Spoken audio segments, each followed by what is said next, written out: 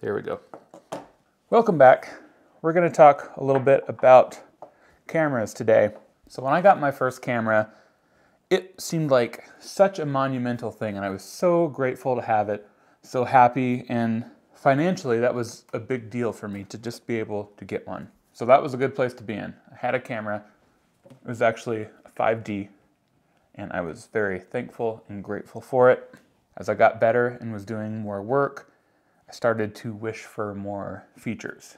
I wished for things like dual card slots so that, when I was shooting a job, if one card went out, I'd have a backup. I wished for better autofocus, and I wished for better low light performance. And as we went from the 5D to the Mark II, 3, 4, into the R5, I got everything I wanted. And now that I have everything I wanted in the R5, I freaking hate it. How do I say this? When I'm working, it makes my life so easy. It tracks every single eye. The files are amazing. You can print them huge.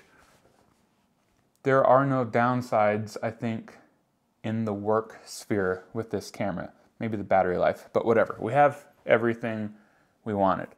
So this camera, the R5, basically checks all the boxes, fulfills everything I need in work life.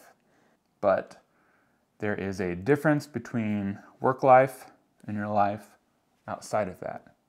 So this guy is great for work, but I don't want to have beers with him after. Not at all. Let's just leave it at the office. In my mind, there are primarily two groups of cameras. I have them written down. Work, Canon R5, and fun. In the fun, we have Canon A1 program, Pentax 6.7, Fuji GA645. Now think about it this way. Work camera, R5, Sony A7, whatever, Nikon, like those cameras.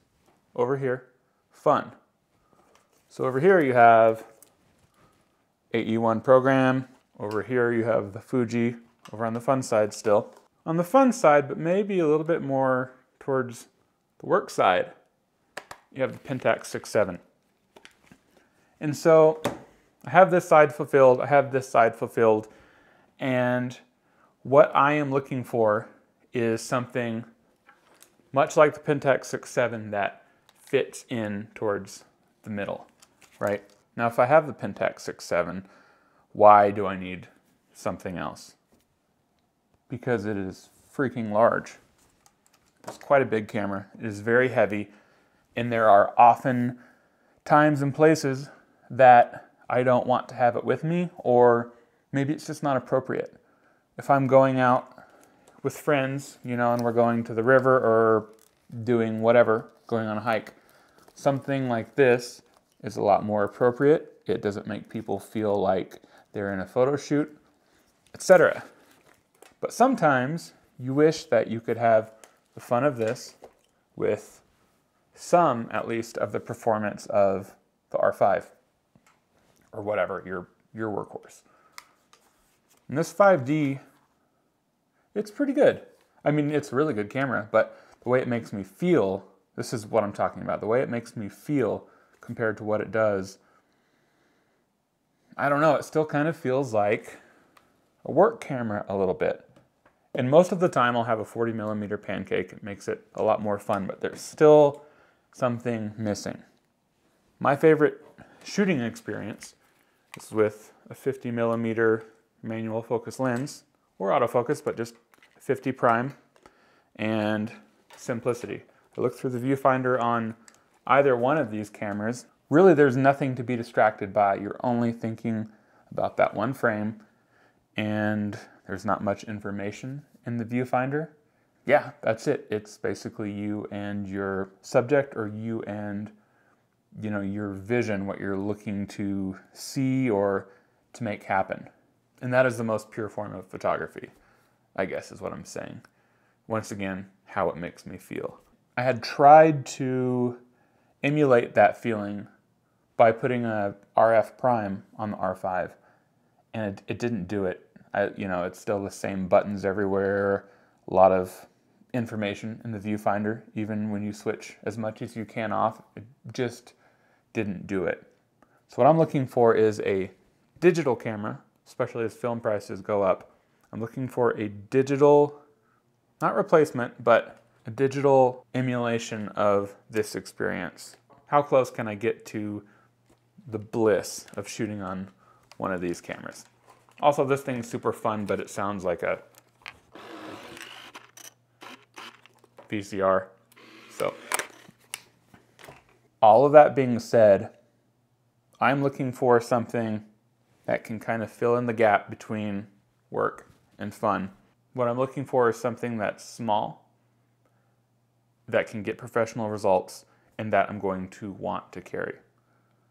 And that really sounds like Fuji, doesn't it? Or other options, but to me it sounds like Fuji. You know, I've had the X100F and I rented the X100V. They're wonderful cameras, but it didn't quite do it for me. Conversely, I have adapted some old Nikon manual focus and Leica M lenses onto the R5. And I like the manual focus thing. The problem is that there's still so many buttons and everything on the R5. It's work guy, right? It's like no matter, we could be in Cabo, but it's still with work guy. It's not as much fun. So my thought is maybe I'll try an older Fuji body. The other thing is I have so much camera gear lying around that I don't really need to invest a lot more into it. So this could be something that is inexpensive relatively.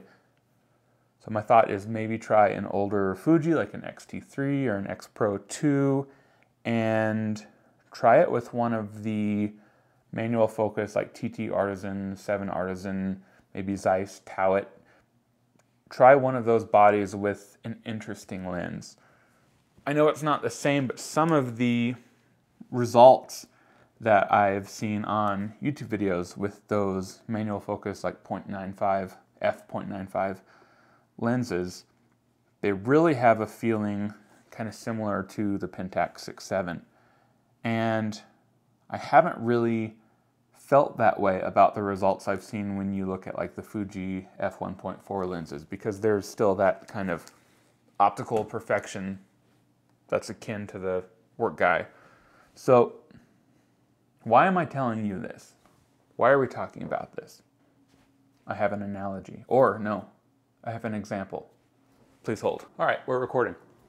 So these are guitars. You probably knew that. But in another life, I was a musician. And there was something that I took for granted because it is so obviously true. Different instruments make you play in different ways. They do something to you, and there are probably analogs to this in any other hobby, but this one I know to be true. So each one of these different guitars, when I pick up, they're completely for different things.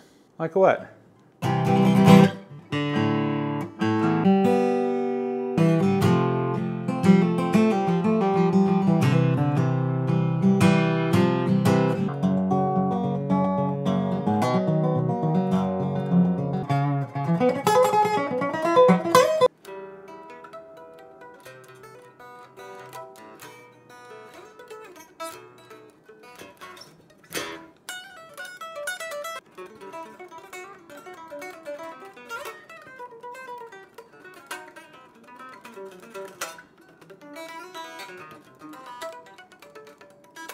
Enough of that. But it is a very real thing. And I think as photographers, as a person that's just making something, you know, you have to have your bases covered for your work stuff. And if that's as far as you want to go with it, I mean, that's ideal. But if you are fiddly with your gear, I think it's worth recognizing the relationship of what our gear can make us want to shoot. Cattle dog. So I guess what I'm trying to say is that, you know, for most cameras nowadays, the gear doesn't matter as far as fulfilling the technical minimums, right? For me, that is something that records to 2 card slots. Autofocus, that's great, is really nice. That's actually a pretty light lift these days. But you want to be inspired, and you want to be pushing and trying new things, and I guess expanding or going deeper into the work that you want to make. I'm really looking for something that I can always have with me, that can live in the fun camp, but you know, if things get serious, I can stop it down and create some professional results. I think I'm going to try adapting some sort of manual focus lens onto a digital camera. There's a couple of different form factors I'm looking at, like the Fuji thing. I'm also kind of interested by maybe a Leica SL and some M glass. Totally unnecessary, but I'm looking for, you know, something that makes me really want to pick it up and to take it with me. I'm going to rent some different setups. I think that's the way to go, and just go from there. So I'll probably make some videos about that, but yeah, from the musician camp, in my mind, I'm like, oh yeah, it's totally a thing. The gear that you use or the style of object that you're working with absolutely has a direct impact on what you make and what you want to make. The same is true in the camera world. So just something to think about. Really, none of this technically matters, you know, but I guess creative things don't technically matter, right? You don't need them to be alive. You kind of do. I'm so fortunate to have even a single camera that can, you know, fulfill that professional role, that can provide income. All of this is just kind of an afterthought. If you just have one camera, or you're saving for your first camera, you can basically disregard this. Maybe pick the camera within your price range that gives you the best feeling, because that's worth a lot, but really you can do anything with any camera. But for you lifers that are in it and have been for a while or are planning to be, it's nice to be able to mess with different equipment, to see what you want to create with different gear, and it's honestly a little bit of the fun with it.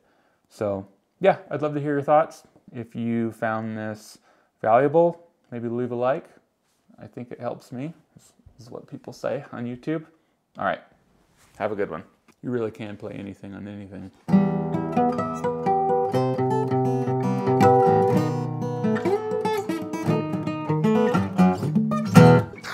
So close.